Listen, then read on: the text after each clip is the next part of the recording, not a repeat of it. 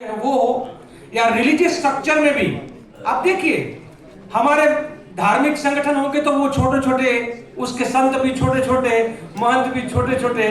जब बड़े मठाधिपति की बात आएगी जो भारत भर में जो धार्मिक निर्णय लेने वाले होंगे तो वो SC ST और OBC से नहीं होते हैं, कहीं और से होते हैं। सो ये धर्म की राजनीति, सोशल स्ट्रक्चर्स के ऊपर टोच पर बैठे हुए, पॉलिटिकल पावर में टोच पर बैठे हुए और इकोनॉमिक पावर में जो टोच पर बैठे हुए हैं, इन चारों सत्ता में जो सबसे ऊपर बैठे हुए हैं और उन सब की सत्ता जो है, जो मैसेजिंग कन्वे करती है, वो मीडिया की सत्ता जहां पर जो बैठे हुए हैं। तो हमारी जो लड़ाई है ना, उन पांचों पावर स्ट्रक्चर के खिलाफ है। ये कोई छोटी मोटी लड़ाई नहीं है। इसीलिए मैं मेरे नेता को सैल्यूट करता हूं कि आपने एक ऐसी जंग छेड़ी है, आपने एक ऐसी जंग छेड़ी है।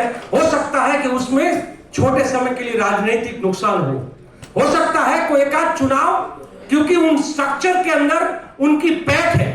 ब्यूरोक्रेसी में हो, हेल्थ सेक्टर में हो, भारत का कोई ऐसा ब्यूरोक्रेटिक स्ट्रक्चर नहीं है जहां पर आज संघी सोच वाले या मनुवादी मानसिकता वाले लोग जो है उसके हाथ में कब्जा ना हो।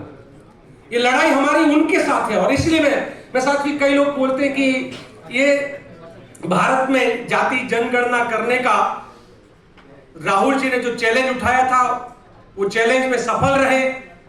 आज RSS और बीजेपी ढिंडोरा पीट रही है कि जाति जनगणना हम करवा रहे हैं।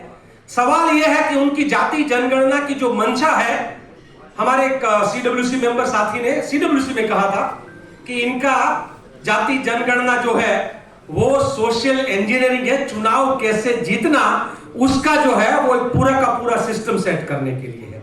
जबकि कांग्रेस पार्टी और राहुल गांधी जिसको लेट कर रहे हैं और जिस पार्टी के नेता प्रेसिडेंट खड़गे साहब हो, वो जो सोच रखती है वो एक कास्ट सेंसस जो है वो महज चुनाव जीतने के लिए नहीं, पर सोशल जस्टिस को धरातल पर लाकर हर भारतीय तक पहुंचाने के लिए है। सवाल यह है कि हम OBC के कार्यकर्ता, हम OBC के लीडर्स, हम लोग अपनी ऐसी कितनी इसी सामाजिक न्याय की लड़ाई को लेकर हम कितने मुखर हैं, हम कितने अपने राज्यों में जहां जहां अन्याय हो रहा है। जैसे मैं आपको उदाहरण देता हूं, मैं गुजरात से हूं, अभी वहां पर एक बहुत बड़ा सोशल जस्टिस के लेकर बहुत बड़ा एक आंदोलन चल रहा है।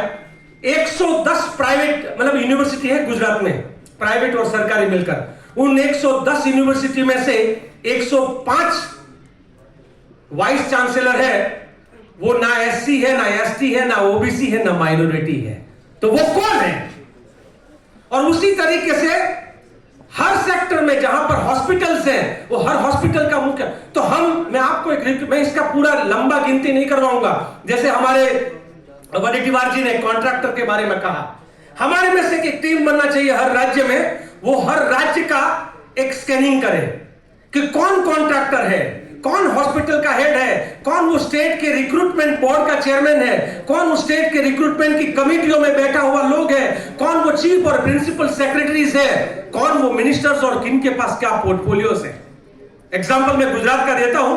गुजरात में 76 पॉलिटिकल पोर्टफोलियो है, जिसमें से 66 political portfolio non SC ST और OBC के पास है।